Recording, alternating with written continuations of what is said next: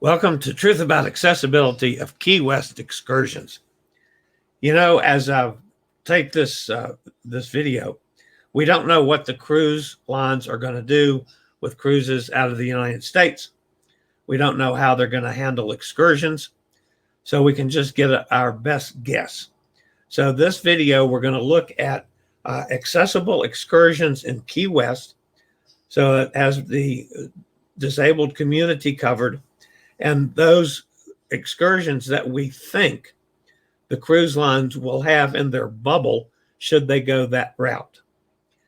First and foremost, when you're looking at Key West, from the deep sea fishing and snorkeling to fresh fish and locally baked key lime pie with some of the most beautiful sunsets in the world, Key West is a fabulous place. It's reasonably close so that you can in a wheelchair or a scooter get around pretty well, but I like to take the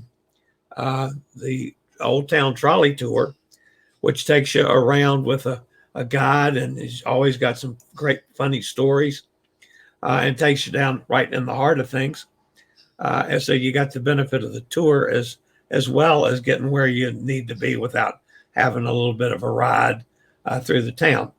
So I would count this as an excursion and a transportation route, and it is totally accessible. Cabs in Key West are partially accessible. Some are accessible, some are not. But the Old Town Trolley Tour is. So we count that as one. Mallory Square, if you want to be in the middle of everything, that's where you need to be. It's located near the cruise ships, and it's definitely the place to go. The plaza is filled with souvenir shops, eateries, bars with music, street performers, and an unforgettable view. The southernmost point marker in the United States, take a quick listen to the last tour I was on as we came up on the southernmost point marker. She's the Mills made the movie in 42 starring John Wayne. The only movie John Wayne was ever a bad guy in. Look to your left, folks. There's the marker. 90 miles to Cuba. 85 miles put us south of Brownsville, Texas. And yes, right now, we are 125 miles from the nearest Walmart. Oh, we're not 90 miles from Cuba, folks. We're 94. So 125 miles from the nearest Walmart. And you definitely can't go to Key West without visiting the marker. Probably one of the most historical places is the Ernest Hemingway Home and Museum. Known as one of the most prolific writers of the 20th century, Ernest Hemingway spent the 1930s living and writing in Key West. And they built this lovely home, which you can visit. Has a carriage house. The second floor was converted into a writing studio. Hemingway lived in this house from 1931 to 1939, years during which he wrote some of the most of his greatest novels, as well as short stories and poems. The accessible entrance is in the back of the house through the kitchen, which can be reached by paved path to the left of the main entrance. So that's the Hemingway house. Next on my list of accessible things to do is the Key West Butterfly and Nature Conservatory. You know, I'm a big nature guy myself, and I love butterflies, especially monarchs. The Key West Butterfly and Nature Conservatory isn't very big, but it's a lovely, family-friendly way to learn about and interact with the beautiful creatures. During your breathtaking journey, you'll experience an impressive collection of flowering plants, colorful birds, cascading waterfalls, and trees that set the stage for the flowers in the sky. You'll witness a variety of some 50 to 60 butterfly species from around the world, 20 exotic bird species, and it's a fabulous learning center. One of the great stops is the Key Lime Pie Bakery, of course, for the infamous key lime pie. If it's your first trip to Key West, make sure you go by there and have a piece of key lime pie, you'll join millions of us that have done that. You can find key lime pie all over the United States, but certainly in virtually every eatery in Key West. But the favorite place is right there in the Key Lime Pie Bakery.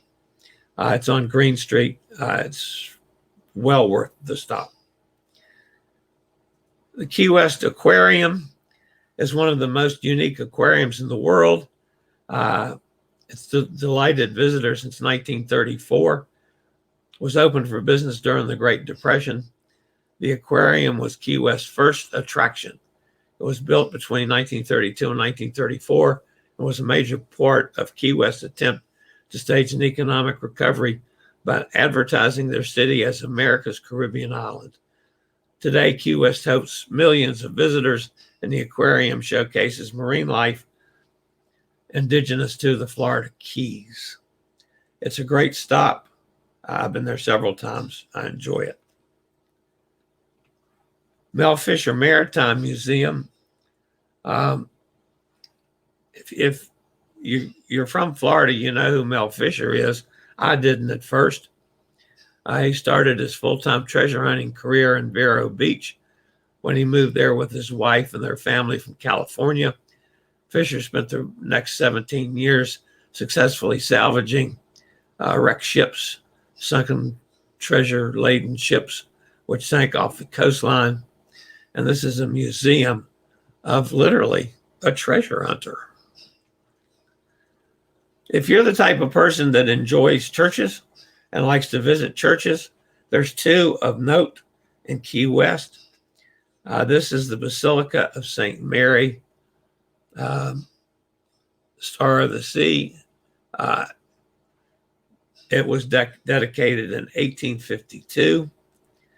And then there is St. Paul's Episcopal Church, which originally the vestry was built in 1833. The Coral Rock Church was completed in 1838. Then it was totally destroyed by a hurricane, quickly rebuilt, and it's withstood many natural disasters over the years. So those are two churches worth visiting while you're there. And then, of course, there is Duval Street. Duval Street is the heart of everything as far as party and touristy goes. Of course, Key West is a party town. For a lot of my accessible community, I recommend you visiting Duval Street during the day and not the evening. It gets pretty rowdy and pretty rough in the evenings. It's the epicenter of the famous party atmosphere. Whether you want a souvenir, grab a quick bite to eat during the day, or kick back with a cocktail, this is the place to go. It's 5 o'clock somewhere on Duval Street. I promise you that.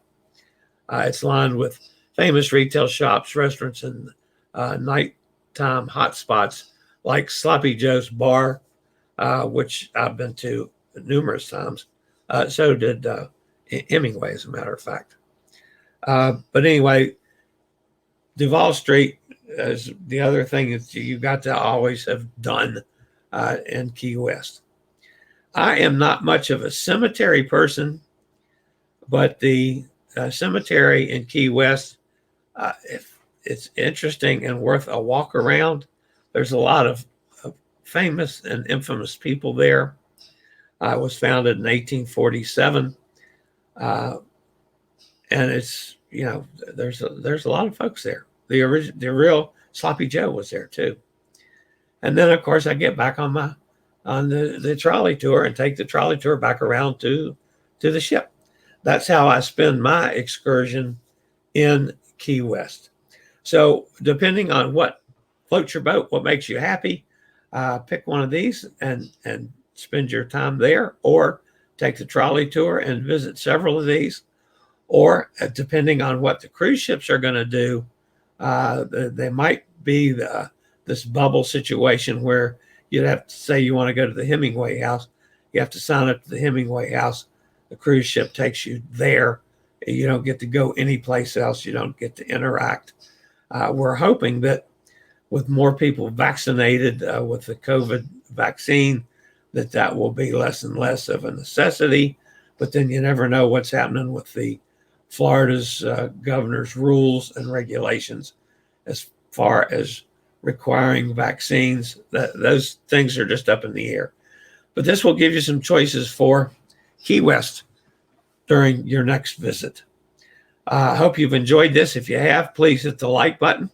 If you'd like to keep up with the latest in cruise ships, ports of call, cruises themselves, for the accessible community or the standby, the regular community, please hit the subscribe button and the bell notification to let you know when I go live or when I post a video. So that's it from Key West. Hopefully we'll see you in Key West on a cruise real soon. That's it for today. Hope you've enjoyed it. We'll see you next time.